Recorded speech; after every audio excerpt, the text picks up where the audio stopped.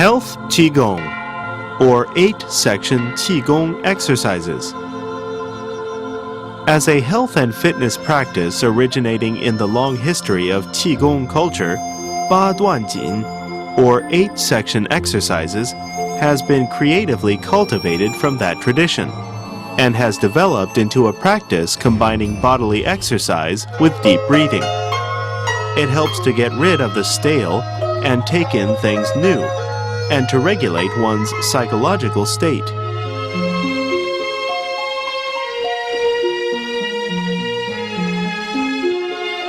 Jin in Chinese refers to high-grade silk products, which symbolize the precious and beautiful things of Chinese culture. As a set of well-designed Qigong exercises which help to improve the health and prevent illness, Ba Duan Jin has been a cherished practice since ancient times.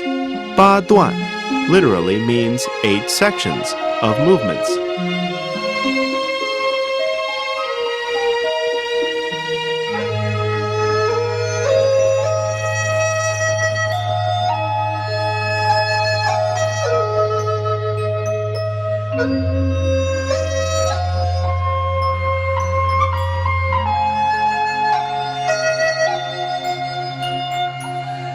Qigong is part of traditional Chinese culture. Health Qigong is practiced nationwide, featuring a combination of bodily movements, deep breathing, and spiritual regulation. Ba Duan Jin is one of the most popular health Qigong exercises. The originator and illustrator of the exercises are said to be Han Zhongli and Lü Dongbin, 2 of the 8 immortal figures in a Chinese tale. However, it is more likely that Yue Fei, a famous Chinese general of the southern Song dynasty almost 900 years ago, was the creator. A 2,100-year-old brocade painting named Illustrations of Qi Conduction was unearthed in 1972 from a tomb in Mawangdui, Changsha, central China. It contains illustrations of 4 movements similar to those of the modern Ba Duan Jin exercises, and is believed in academic circles to be the origin of Ba Duan Jin today.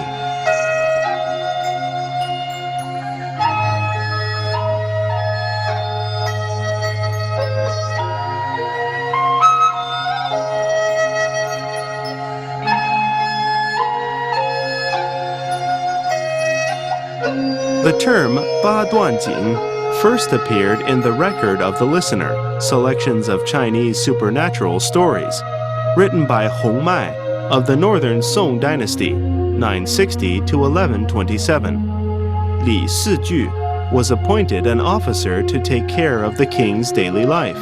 He tried to follow the Taoists' practice of imitating the movements of animals and birds, and found that this was a successful way of exercising the body. He began to get up at midnight, sitting there practicing deep breathing and self-massage, as in so-called Ba Duan Jin.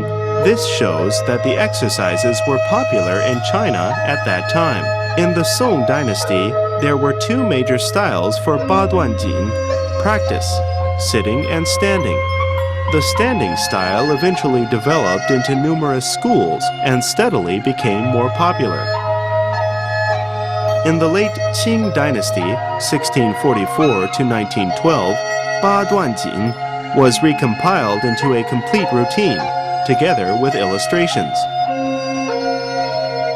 The movements and purpose of these exercises were described in the words of a song, which reads, "Holding the hands high with palms up to regulate the internal organs, and posing as an archer shooting both left and right-handed. Holding one arm aloft to regulate the functions of the spleen and stomach, and looking backward to prevent sickness and strain. Swinging the head and lowering the body to relieve stress, and moving the hands down the back and legs, and touching feet to strengthen the kidneys.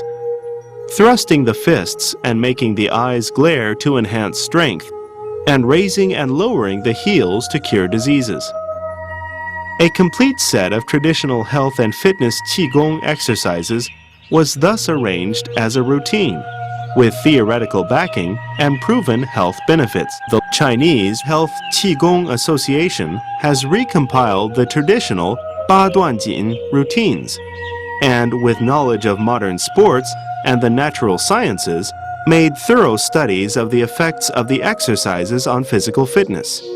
With new methods of biotics, human morphology, and medical sciences introduced, the new Ba Duan Jin has a more rational and scientific inner power.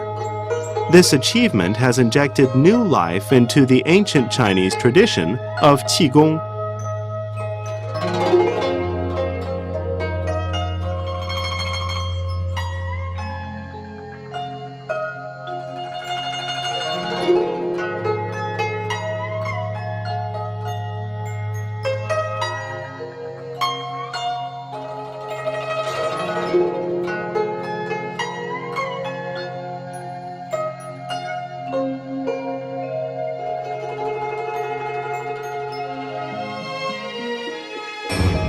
Characteristics.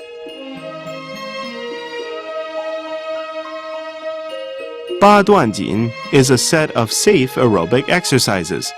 Its level of intensity and routine formats are in line with the principles of sports physiology.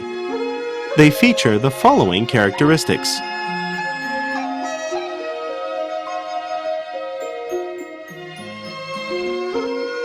Gentle, slow, smooth, and consistent.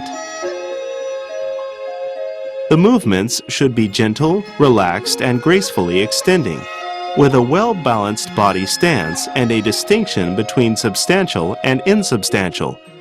They should be executed in a round and flowing way. Without any restraint, they are done with a natural approach and at a rational speed. There are no interruptions in the course of practice.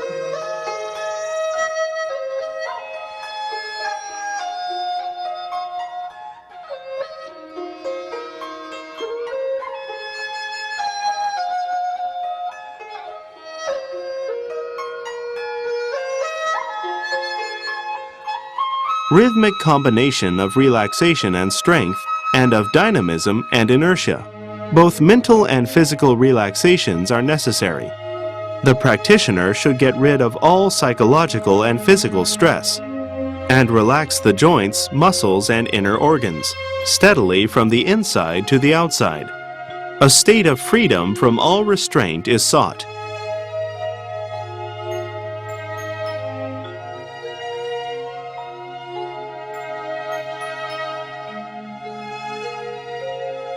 Strength means the rational power required between the end of the previous movement and the start of the next one.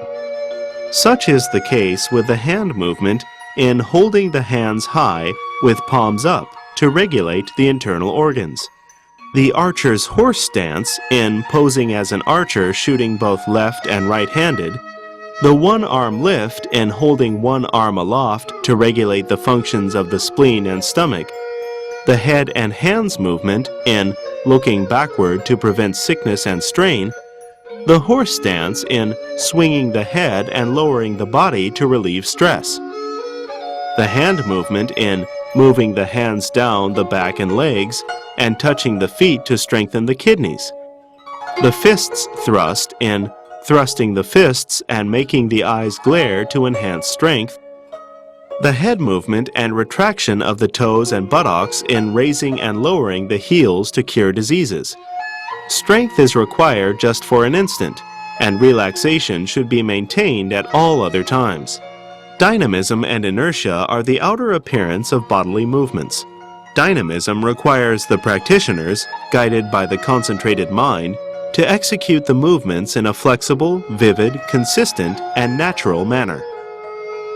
Inertia means that the practitioner should be calm even when strength is required between two movements. An external pause does not interrupt the internal circulation, with the muscles still stretched. The stimulation of the intended parts of the body can be achieved only with rational strength for an extended period. The combination of relaxation and strength, and of dynamism and inertia, is the major feature of Ba Duan Jin. Combine mind and body to cultivate vital energy.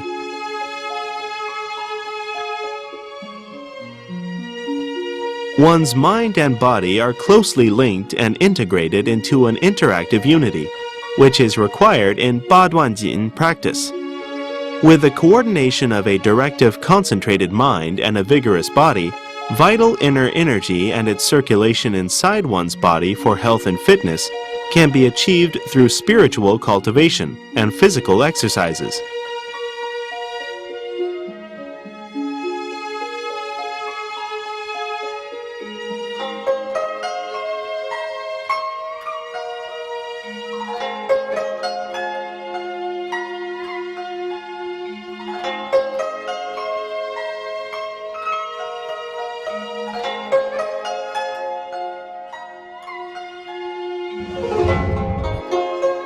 Step-by-step description of the routines.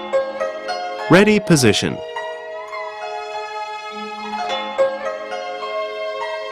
Stand straight with the feet together and the arms hanging loosely at the sides and the eyes looking straight ahead.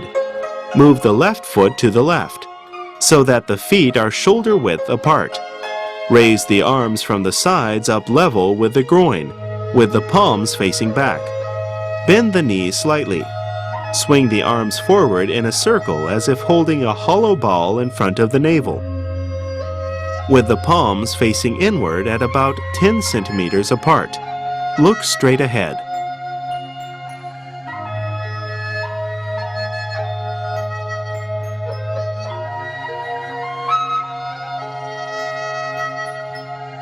Key points. Crane the neck straight up. Pull in the chin. The tongue must touch the upper gums. Close the lips. Keep the shoulders and elbows down and armpits empty. Expand the chest, relax the abdomen, keep the hips and buttocks down, and the upper body straight and centered. Common mistakes. Keeping the thumb up and the other fingers down when holding the arms in a hollow semicircle. Protruding the waist forward. Bending the knees too much. Keeping the feet too far apart.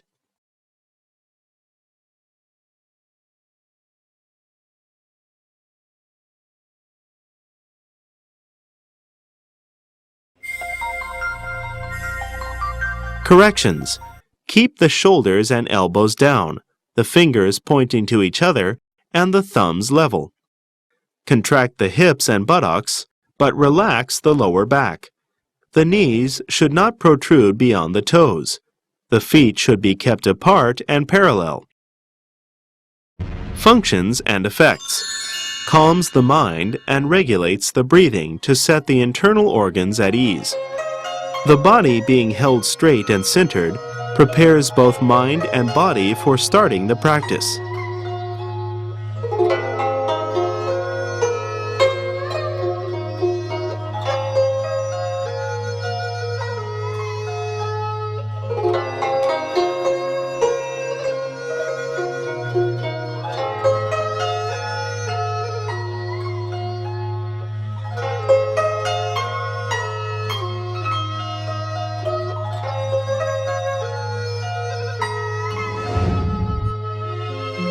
Routine 1. Holding the hands high with palms up to regulate the internal organs. Move the arms down a little from the hollow ball holding position. Cross the fingers with the palms facing up. Look straight ahead.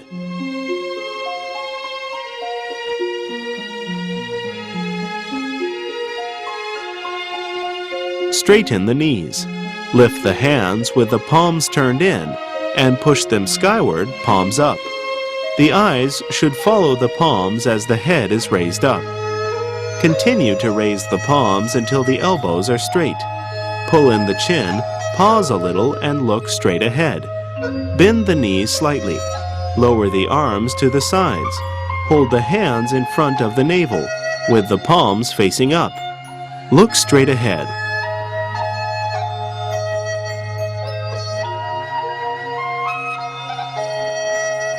The routine should be done 6 times, with the hands moving up and down once each time.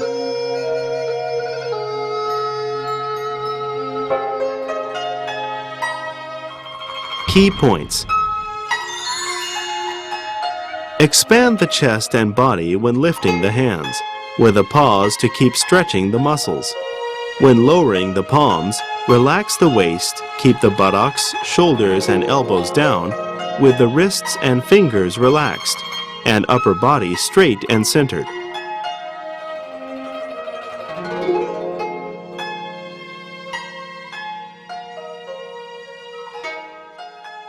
Common mistakes.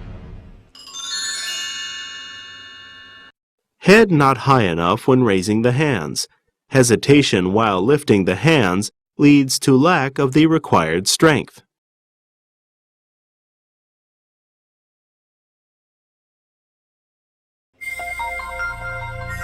Corrections. Sustained use of strength is needed when raising the hands and spreading the chest and upper body. Raise the chin first to support the action, and then pull it in to aid the elevation of the hands. Strength should be focused at the lower part of the palms.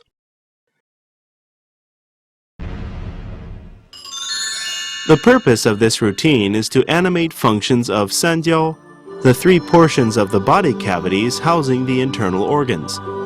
Lifting hands up and down with the fingers crossed and relevant muscles stretched helps to ensure proper blood and vital energy circulation inside the organs.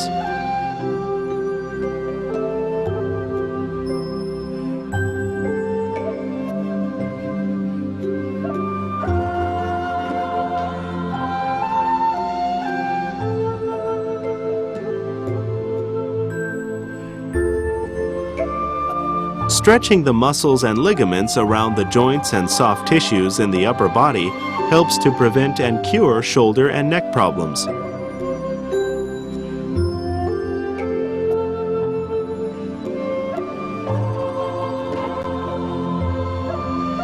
Routine 2. Posing as an archer shooting both left and right-handed.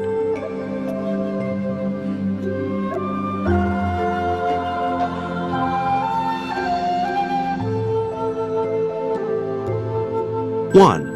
Continue from the previous routine. Move the body weight to the right. Take a step to the left side and straighten the knees slowly. Raise the hands and cross them in front of the chest, with the left hand out and both palms facing inward. Look straight ahead. 2. With the fingers bent, move the right hand to a position in front of the right shoulder. Turn the left arm inward and push it to the left, with the thumb and forefinger apart and the first and second knuckles of the three other fingers slightly bent, to a position level with the shoulder. Bend the knees to adopt the horse stance. Pause with the eyes looking to the right. 3. Move the body weight to the right, relaxing both hands into palms. Move the right hand in a curve to a position level with the right shoulder, with the palm tilted forward. Shift the body weight further to the right. Withdraw the left foot to stand straight with feet together. Hold the hands in front of the abdomen, with the arms curved and the palms facing up. Look straight ahead. Repeat the above movements 3 times each, on the left and the right. Finally, move the body weight further to the left. Withdraw the right foot to stand straight, with the feet apart and the knees slightly bent. Hold the hollow ball in front of the abdomen. Look straight ahead. Key points. When imitating the act of an archer poised to release an arrow, clench the fingers of the pulling hand and keep the shoulder and arm level. The shoulder and elbow of the other hand should be down, with the wrist bent, the thumb and forefinger up, and the hand in a hollow holding position.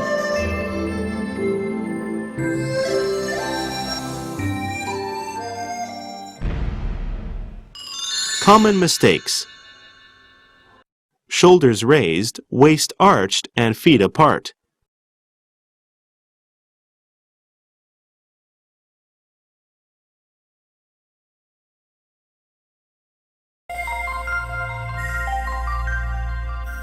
Corrections. The shoulder and elbow of the bow arm should be down. The upper body should be kept straight.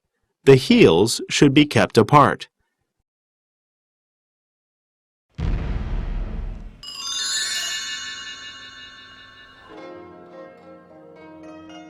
Expanding the shoulders and chest when imitating the stance of an archer can stimulate such meridians as Du Mai, or governor vessel, along the spine, and such acupuncture points as Shu Xue on the back, while regulating inner energy along such channels as the lung meridian of hand Tai Yin. It also helps to develop the muscles of the lower limbs and improves the balance and coordination. Improvement of the muscle strength of the forearms and hands helps to make the wrist and finger joints more flexible. It is also helpful for correcting such harmful postures as hunched back and shoulders, thus helping to prevent shoulder and neck problems.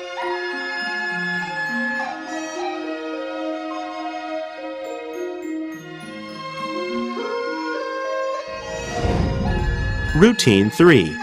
Holding one arm aloft to regulate the functions of the spleen and stomach. 1. Continue from the previous routine. Slowly straighten the knees. With the feet apart, lift the left hand past the face, while turning the left arm inward, to a position above the head and to the left.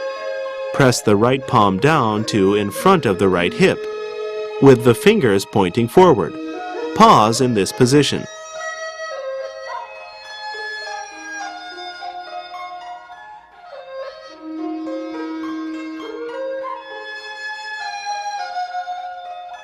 Two, bend the knee slightly, while bending the left elbow and moving the left hand down past the face to a position in front of the abdomen, with the palm up. At the same time, move the right arm outward and the right hand upward with the palm up. Look straight ahead. Do the above routine 3 times each, left and right. Finally, bend the knees slightly and press the right hand down to a position in front of the right hip, with the fingers pointing forward. Look straight ahead. Key points. Expand the chest and body, relax the shoulders and stretch the spine at the waist. Apply strength at the lower parts of the palms when pressing the hands up and down.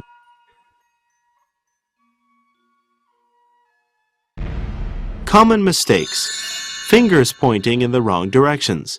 Elbows not bent enough. Upper body not comfortably stretched and straight.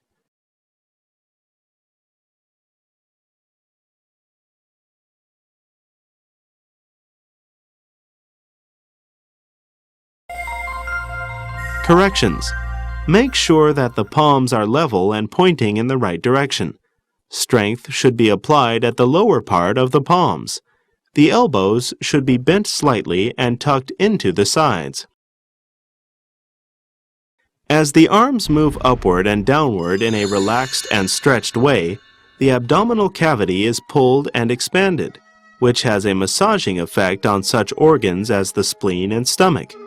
Stimulation is achieved on the channels and collaterals around the ribs, and such acupuncture points as Shu Xue at the back, so as to regulate energy circulation between the organs.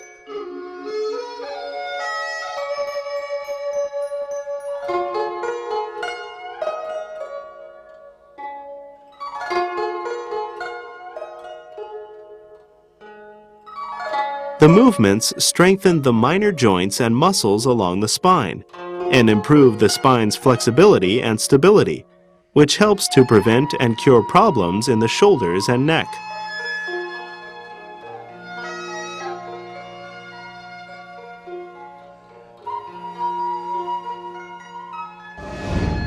Routine 4. Looking backward to prevent sickness and strain. 1. Continue from the previous routine. Stand with the feet apart and straighten the knees slowly to raise the body weight.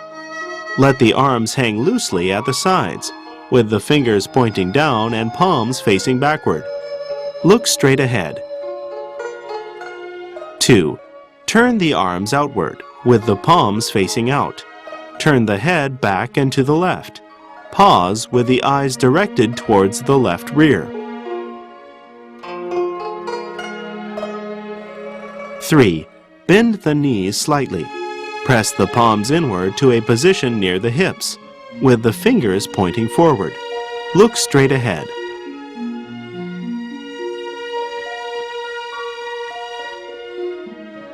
Execute the above routine 3 times each, to the left and right.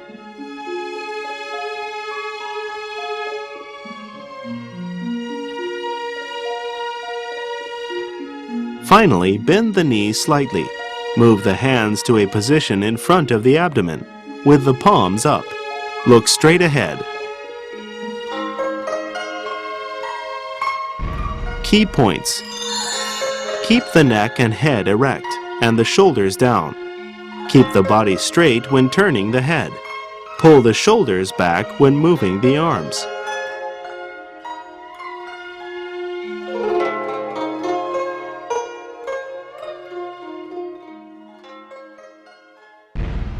Common mistakes. Upper body tilting back. Upper body turning as the head turns. Incomplete head and arm movements. Corrections. Keep the chin pulled in. The head and arms should be turned as much as possible.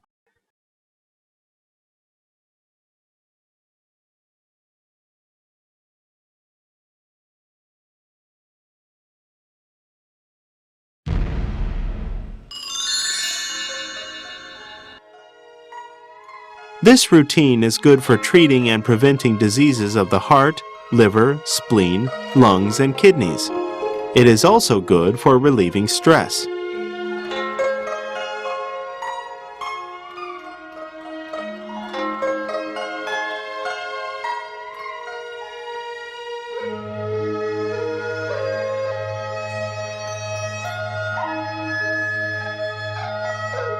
The stretching movements help to pull and spread the organs in the chest and abdominal cavities. Looking backwards stimulates such acupuncture points as Da Zhui in the neck and Shu Xue on the back, thus helping to prevent and heal diseases and strains.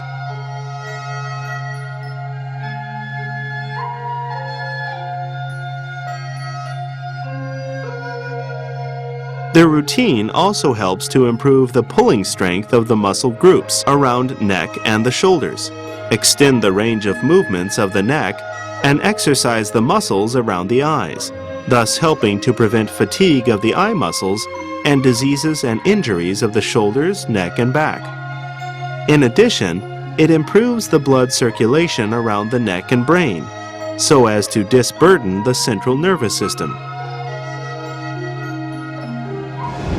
Routine 5. Swinging the head and lowering body to relieve stress.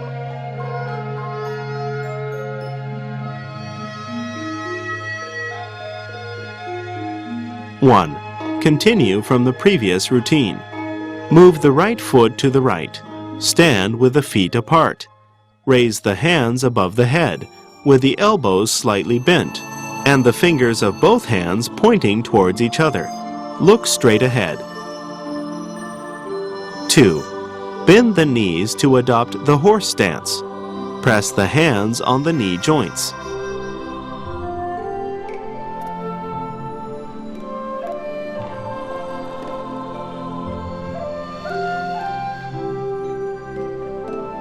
3. Slightly lift the body weight. Move it to the right and tilt the upper body to the right and forward. Look at the right foot.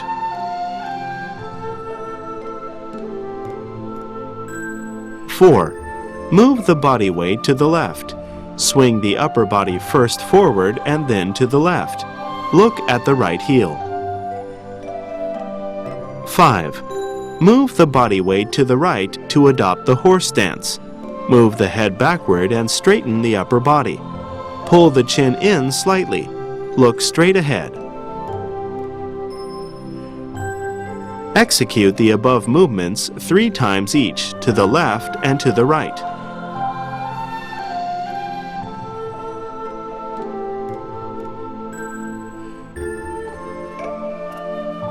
Finally, move the body weight to the left.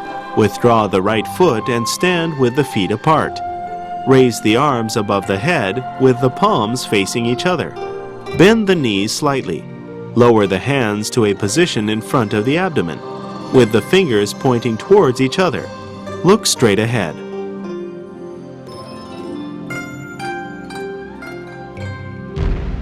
Key points.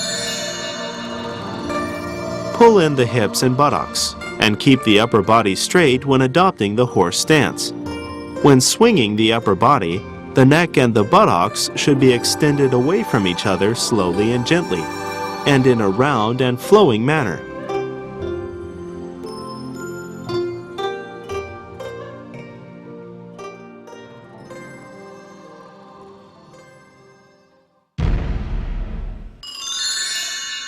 Common mistakes.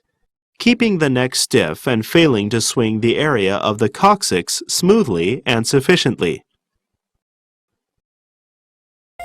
Corrections. When the upper body tilts to the right and the buttocks to the left, or the upper body forward and the buttocks backward in a curve, the upper body should be held above level to enable the buttocks and neck to be fully extended. The chin should not be pulled in nor tilted upward, so that the cervical spine and related muscles can be relaxed and extended to the maximum.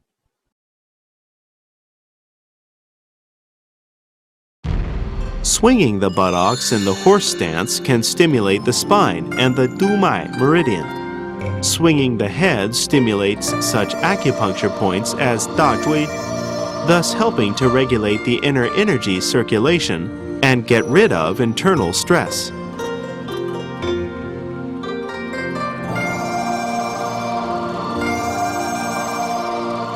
During the swing, the waist section of the spine and the neck are fully bent and swung, which exercises the neck section of the spine and the muscle groups of the waist, abdomen, hips, and buttocks.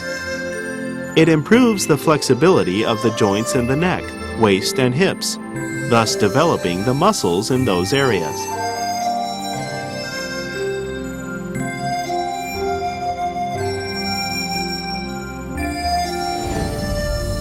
Routine 6. Moving the hands down the back and legs, and touching the feet to strengthen the kidneys. 1. Continue from the previous routine. Straighten the knees to stand with the feet apart and the fingers pointing forward. Lift the hands above the head, with the elbows straight and the palms facing forward. Look straight ahead. 2. Bend the elbows and bring the hands down to the front of the chest, with the palms facing downward and the fingers pointing to each other. 3. Turn the arms outward to let palms face up. Move the hands to the back of the upper body, through the armpits.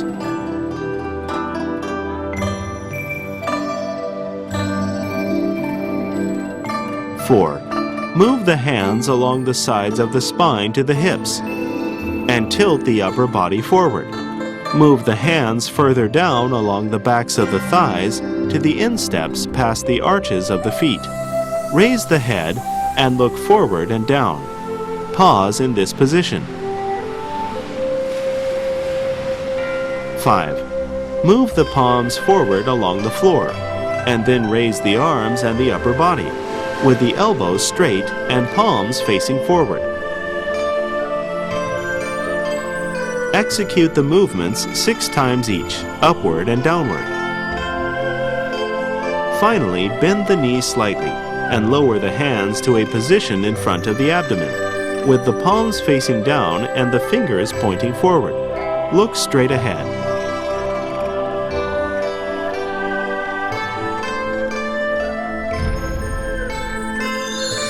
Key points.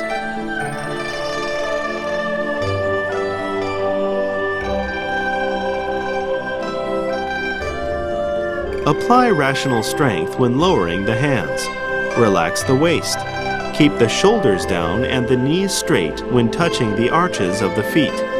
Lift the arms to raise the upper body.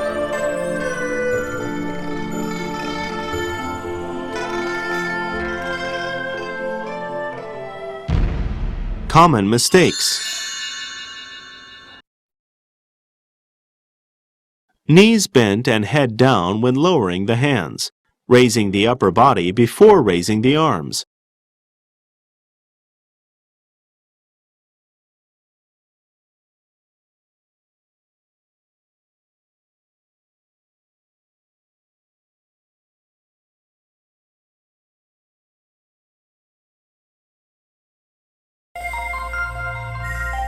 Corrections. Keep the head erect and the knees straight when lowering the hands. Lift the arms first to raise the upper body.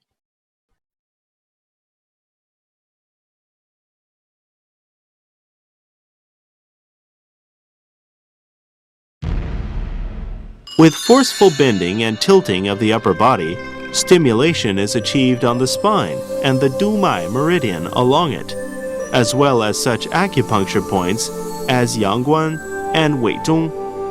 This routine helps to prevent chronic diseases of the urogenital system and strengthen the kidneys and waist.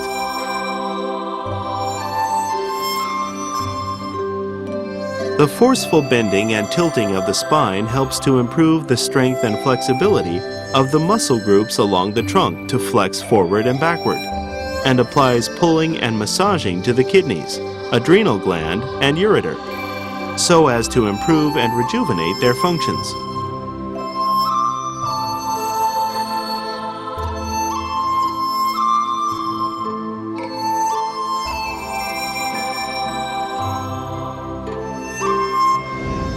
Routine 7. Thrusting the fists and making the eyes glare to enhance strength.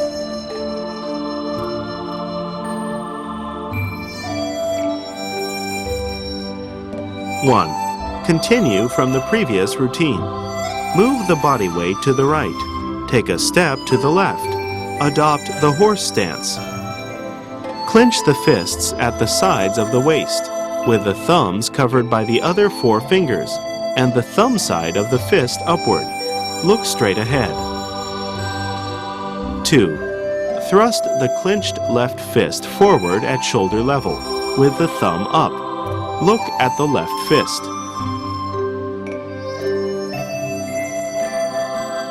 3. Turn the left arm inward. Loosen the fingers to point the thumb down and look at the left palm. 4. Turn the left arm outward, with the elbow slightly bent. Meanwhile, twist the left hand from the inside out, palm up, and clench the fingers, with the thumb inside. Look at the left fist. 5. Withdraw the left fist to the side of the waist, with the thumb up. Look straight ahead. Repeat the above movements, but with the right hand this time. Execute the movements 3 times each, with the left and right hands. Finally, move the body weight to the right. Withdraw the left foot and stand straight, with the feet together. Unclench the fists and let the arms hang loose at the sides. Look straight ahead. Key points. Open the eyes wide to make them glare when thrusting the fist forward.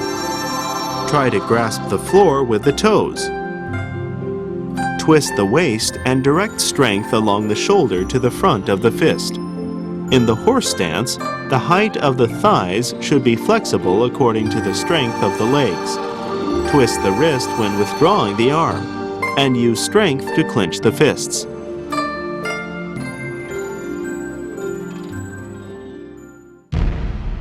Common mistakes. Allowing the upper body to tilt forward and the elbows and shoulders to rise when thrusting the fist. Insufficient strength applied when twisting the wrist and clenching the fist.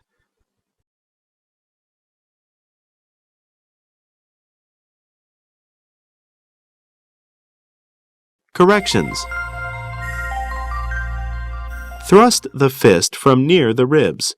Keep the head and neck erect, the upper body straight, the shoulders relaxed, and the elbows slightly bent. Force is applied along the arm to the front of the fist. When withdrawing the hand, first unclench and straighten the fingers, fully twist the wrist, and then clench the fingers again with force.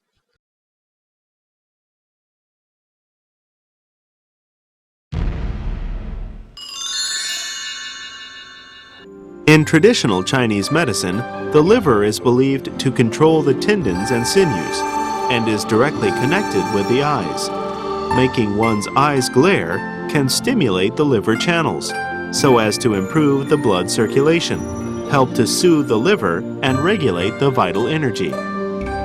Squatting, clenching the floor with the toes, clenching the fist, twisting the wrist, and clenching the fist can stimulate the meridians, such as Du Mai, and the acupuncture points Shu Xue on the back, as well as the San Yin and San Yang meridians of both the hands and feet. They also help to pull the muscles, tendons, and ligaments. Prolonged exercise can make one's muscles firm and enhance one's strength. Routine 8. Raising and lowering the heels to cure diseases. 1. Continue from the previous routine.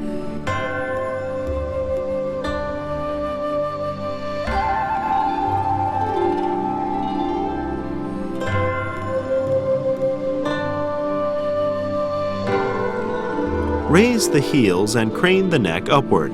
Pause looking straight ahead. 2. Let down the heels to tap them on the floor. This movement should be done 7 times each, up and down.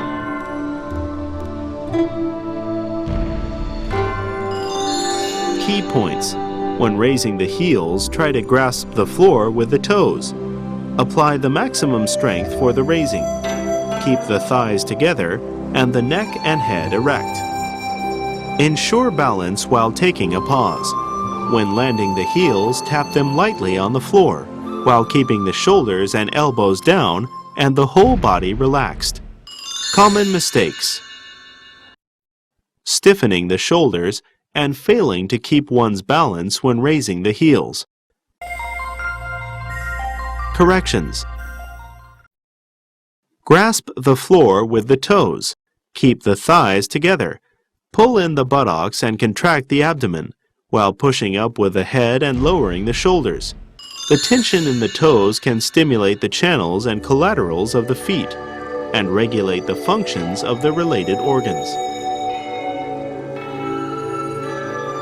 Tapping the heels on the floor can stimulate the spine and the Du Mai meridian along it, and improve blood and inner energy circulation to reach an internal balance. It also helps to develop the calf muscle groups and stretch the muscles and ligaments of the feet, thus enhancing the balance capability. Tapping the floor with the heels can stimulate the joints in the lower limbs and spine, and relax the muscles throughout the body.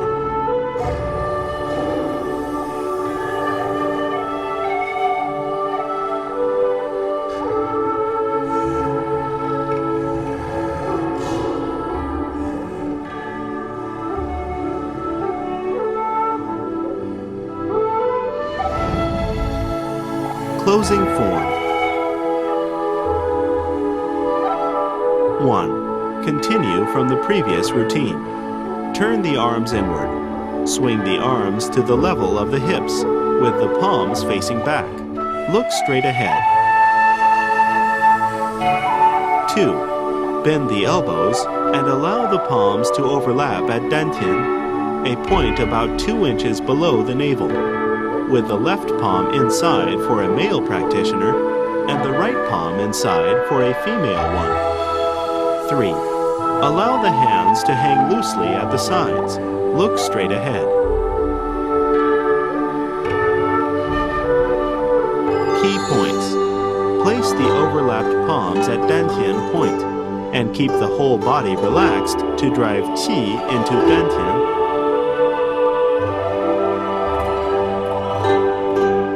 Keep body in a composed and sober state, with such tuning exercises as rubbing palms and hand backs, face massage, and limb relaxation.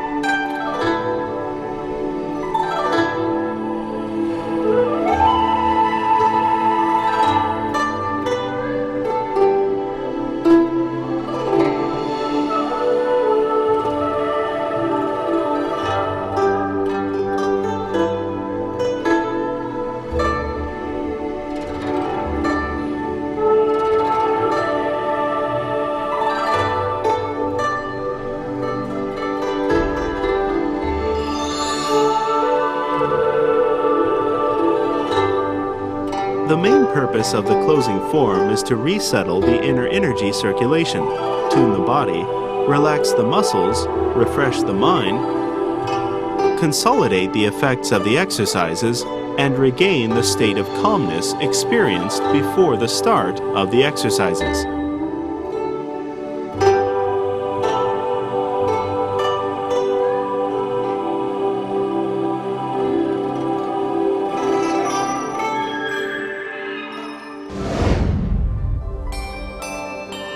Complete demonstration.